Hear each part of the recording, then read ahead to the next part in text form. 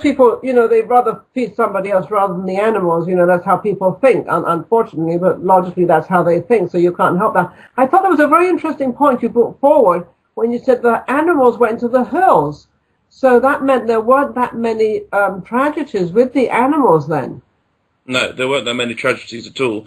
The problems were when they came back, because they weren't being fed or watered, they started to get dehydrated and start sort of fading that way. So it was a case of just looking after them and feeding them and rescuing them and doing the odd operation. Now, what about Japan? Did you go there for the tsunami there as well?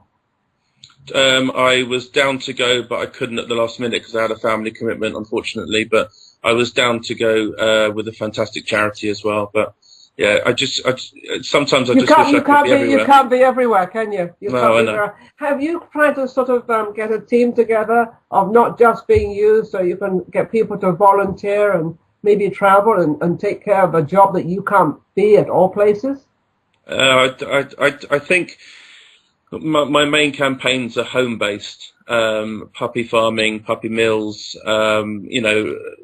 promoting microchipping, status dogs. There's enough here to keep me busy. There's a lot of charities in the individual countries that deal with situations, and I'm more than happy to help out if I can and PR them as much as I can from here.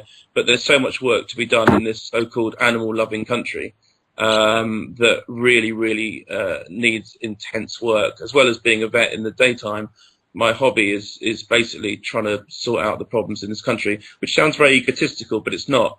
But I know you're not egotistical. I know that. I know you very well, Mark. I know you're not. Let me ask you a question. What's this microchip? I live in the Hollywood Hills. We get a lot of stray dogs and lost dogs, and people are always saying, why don't you put the microchip in? What's the problem with people not doing that? Are the vets not doing it, or is it not something that's out there that should be? Everything should be microchipped. It's not just dogs and cats, it's horses, it's everything.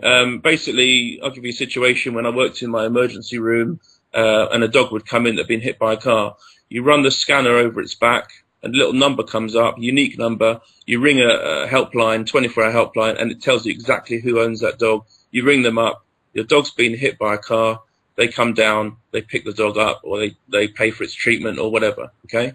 If it's not chipped, no one knows whose dog that is. That dog could be stray. It could be walked for miles. Same with cats. So it's a traceability, not only in situations like emergencies, but if it's a badly bred dog, you can trace it back to the breeder. If it's a dog that's been in dog fighting, you can trace it back to who bred it for fighting. So it's really like a car chassis number. It's a way of finding out who's responsible for that animal. And the sooner it becomes compulsory in this country, the better. Do you have a website where people could go to learn about this?